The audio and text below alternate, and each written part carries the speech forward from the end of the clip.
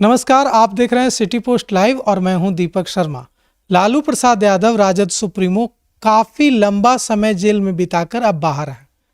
एक बार फिर उनके साले सुभाष यादव ने जो बखेड़ा खड़ा किया है, जो आरोप लगाया है, उसके अनुसार लालू प्रसाद यादव बिहार में जो अपहरण होते थे उसमें फिरौती की रकम तय करते थे।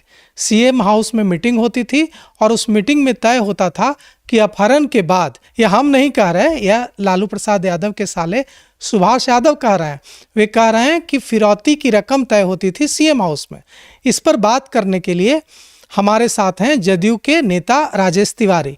तो लालू प्रसाद यादव के साले सुभाष यादव कह रहे हैं कि फिरौती की रकम तय होती थी सीएम हाउस में, तो यह तो कानूनी तौर पर अपराध है। एकदम सही बात है दीपक जी कि 1990 से लेकर के 2005 के बीच में सिर्फ एक उद्योग था और वो उद्योग था अपहरण उद्योग। बाकी जितने भी उद्योग थे, चाहे वो डॉक्टर हो, चाहे व्यवसायी हो या आम पब्लिक हो, सब लोग पलायन कर चुके थे। एक पूरे एकदम फूलता फूलता जो था वो था अपहरण उद्योग। और उसके क्या था वो अपहरण उद्योग? वो सत्ता संरक्षित था। वो माननीय मुख्यमंत्री का उस समय जो थे उनके द्वारा जो है सत्ता संरक्षित होकर के और एक अन्य मार्ग से वो संचालित होता था, ये हम लोग हमेशा कहते थे।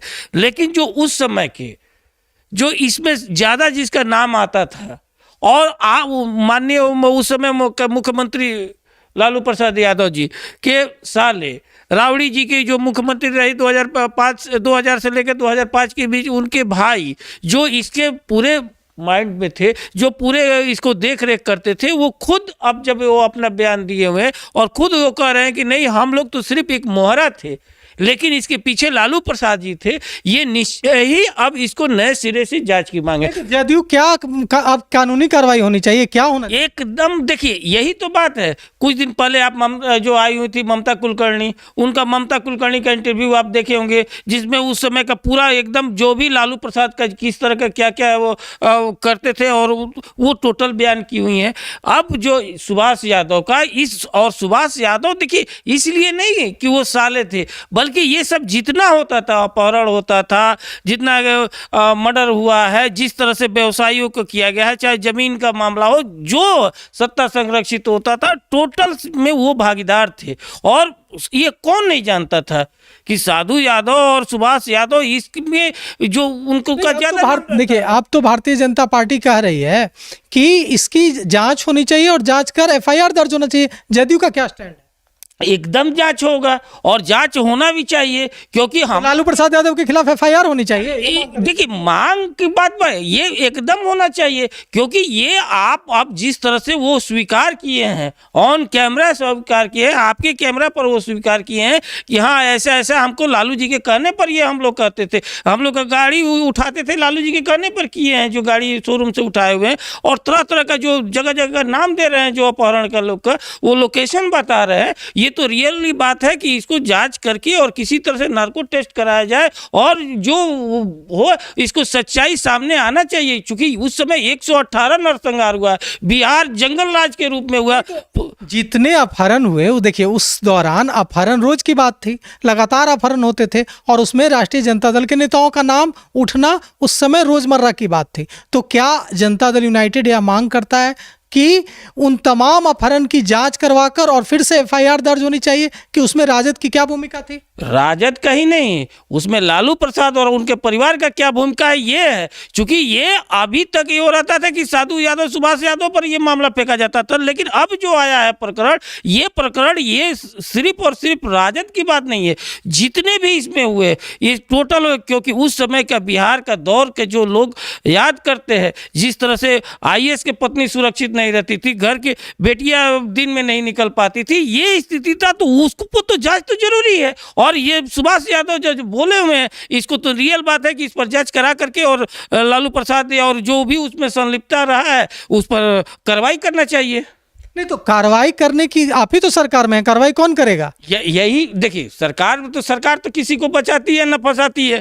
ये जिस तरह का प्रकरण आया है, प्रकरण इस पर विचार विमर्श होगा और उसके निश्चित रूप से इस पर कार्रवाई होगा, क्योंकि और जनता इसका सजा भी उन लोगों को दे रही है। जो आज लालू प्रसाद यादव जी का देखिए क्या स्थिति है, ये अब बार बार जिस तरह से ये तो कहिए कि राजेश जी देखिए, बिहार के सीएम हाउस में फिरौती की रकम तय हो रही है, कितना शर्मनाक है बिहार के लिए। एकदम। और अरे ये ही तो बात है, ये जग जाहिर है, ये सब कोई हम लोग यही कहते थे तो राजद वाले एक्सेप्ट नहीं करते थे, लालू परिवार एक्सेप्ट नहीं करता था। आज जब सुभाष यादव हुआ, एक बार भी तेजस्वी यादव का मुंह खुला है? बार हर चीज़ पर वे ट्वीट करते थे, हर फेसबुक पर पोस्ट करते हैं, बार बार वीडियो बना करके और फेसबुक लाइव आते हैं। इस पर क्यों नहीं बोल रहे हैं, क्यों नहीं सफाई दे रहे हैं? कोई राजद का कोई सफाई दे रहा है? नहीं दे पा रहा है, क्योंकि वो जान रहा है कि ये सच है, इसलिए वो चुप है और कुछ नहीं बोल पा रहा है। नहीं, ये कितना शर्मनाक है, बिहार का सिर कितना शर्म से झुकेगा कि सीएम हाउस में फिरौती की रकम तय हो रही है, तो जो जिस पर रक्षा करने की जिम्मेवारी है वहीं डील हो रही है। हाँ, यो उस समय तो स्थिति ये था कि आपका चाहे वो गया हो, चाहे औरंगाबाद हो, जहानाबाद हो, या आपका मिनी चंबल के नाम से आपका चंपारण बोला जाता था, कोई निकल पाता था? कोई आपका कितना क्षेत्र, आपका गया का क्षेत्र शेरघाटी से लेकर के सबको कोई जाता था उधर? जो स्थिति था,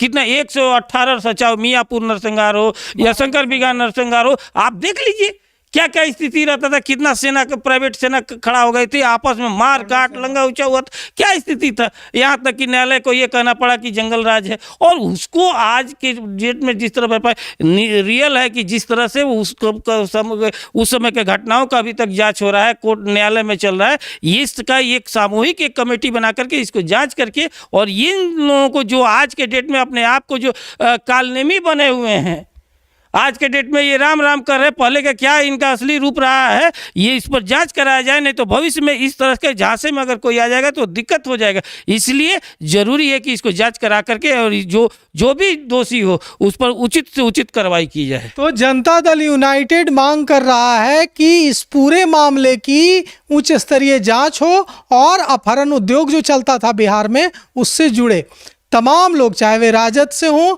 या लालू प्रसाद यादव हों या लालू प्रसाद यादव के परिवार से जुड़े दूसरे लोग हों, उन पर कानूनी कार्रवाई की जाए। तो फिलहाल इस खबर में इतना ही। आगे की खबरों के लिए देखते रहिए सिटी पोस्ट लाइव। शुक्रिया।